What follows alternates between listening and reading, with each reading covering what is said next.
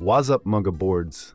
I think you already know what this video is all about. We have something super exciting. Pixels has just announced an incredible new event called Guild Crop Wars.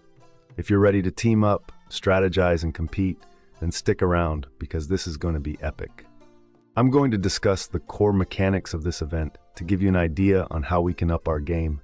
So grab your coffee and let's dive in. This is Artdiced from BCH Guild, and welcome to my channel. I'm going to demonstrate how to withdraw your partner. Now, some of you are skeptics from BCH. Up against the boards. Artdiced is back. You thought that my calculations are wrong. Medyo matasa. BCH #1. Guild Crop Wars is all about collaboration and competition. This is the first ever event in Pixels that features guild teamwork style gameplay along with an exciting element of sabotage.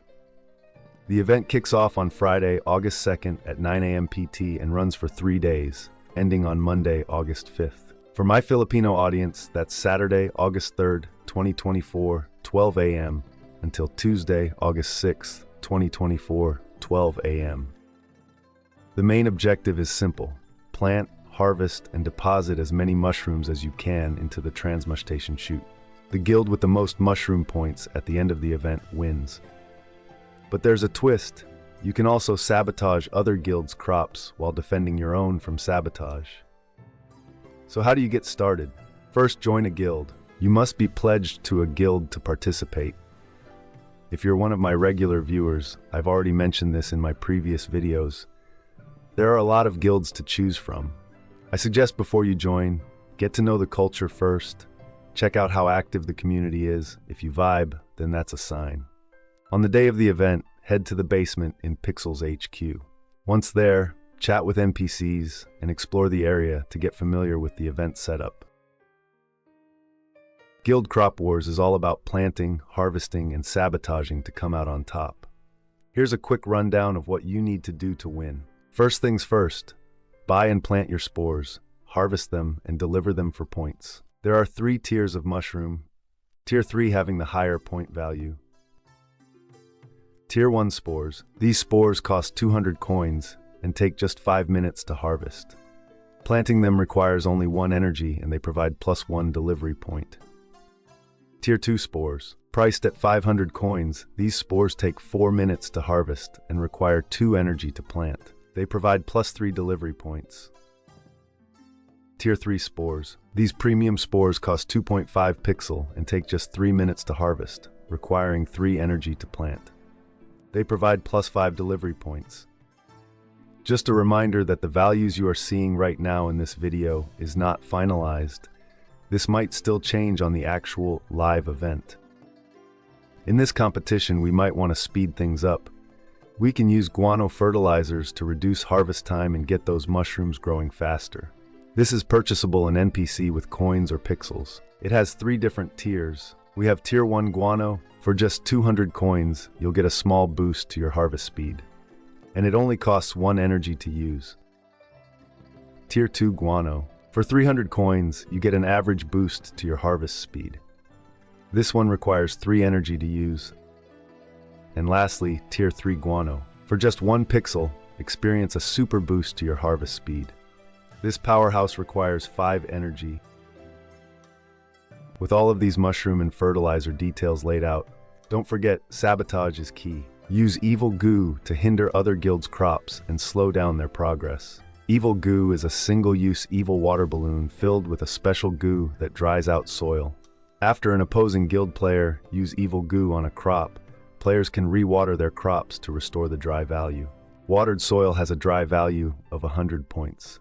Once soil reaches 0, the crop will die. There are 3 tiers of evil goo. We have Tier 1 goo. This entry-level goo dries soil by 5 points. Using 20 of these at once will instantly kill the crop. T1 goo costs 100 coins and requires 5 energy. Effective for gradual damage, T1 goo is perfect for small-scale sabotage. Tier 2 goo dries soil by 15 points. Just 7 of these used simultaneously will instantly kill the crop. T2 goo is priced at 350 coins and requires 7.5 energy. With a higher drying effect, T2 goo is great for more impactful attacks. Finally, we have Tier 3 goo. This premium goo dries soil by a massive 50 points. Using just 2 will instantly kill the crop. T3 goo costs 2.5 pixel and requires 10 energy. The ultimate weapon in your farming arsenal, T3 goo can devastate crops in an instant. But of course it costs 5 pixels just to destroy one crop. So do be careful in spending. Here are some pro tips to help you dominate the guild crop wars. Coordinate with your guild. Communication is crucial. Plan your planting and harvesting schedules to optimize your output. Sabotage strategically. Focus on sabotaging the leading guilds to disrupt their progress while protecting your own crops. Stay alert. Be on the lookout for enemy guild members trying to sabotage your crops. Assign members to guard duty if necessary. Guilds are grouped into 3 brackets based on the number of players with pledged shards who are also active members, workers, admins, or owners. Supporters alone don't count. Rewards are distributed based on the bracket your guild is in. Let's try and break it all down. Bracket 1, guilds with 1 to 30 members will receive 20% of the reward pool. Bracket 2, guilds with 31 to 69 members will receive 35% of the reward pool. Bracket 3, guilds with 70 or more members will receive 45% of the reward pool. If guild pledgers' number grows during the competition and moves up to the next bracket, it will stay in that higher bracket for the remainder of the event, even if the number of members decreases. If you have more questions about this, please do feel free to ask in the comments.